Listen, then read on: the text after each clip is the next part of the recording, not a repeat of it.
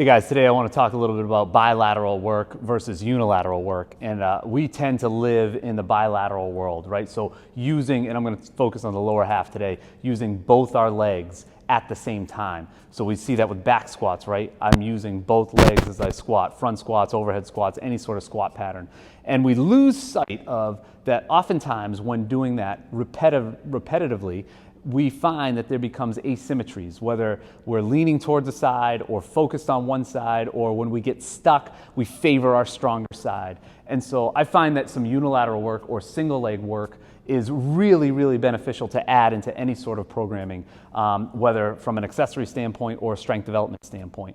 Today I want to use one movement to help try to train that. And we did that this week actually in class. And I'm going to do a barbell step up. So you can do this with a barbell, you can do it with dumbbells, kettlebells in your hand, more like a farmer's carry instead. But for our purposes today, I'm going to use a barbell. Barbell goes on the back. My front leg is going to go up onto the plate. Now, I want my knee to be either in line with my hip or maybe even slightly below my hip.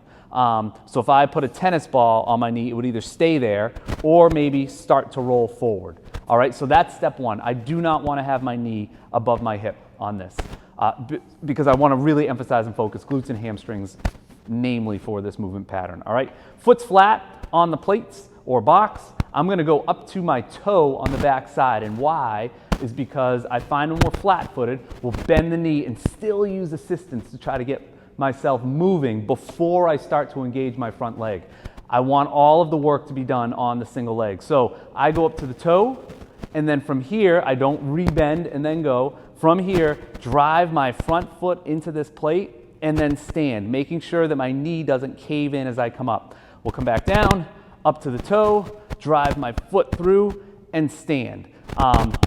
Again, a really good piece for one, to slow yourself down a little bit so that you break it up. Do not do these sort of touch and go.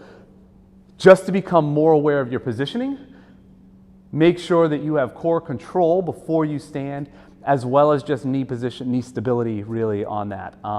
Give that a shot, add that into your programming, see if some of this, that unilateral work or single leg work doesn't provide some benefits and actually start to increase maybe some of those more sexy lifts like your front squat and back squat.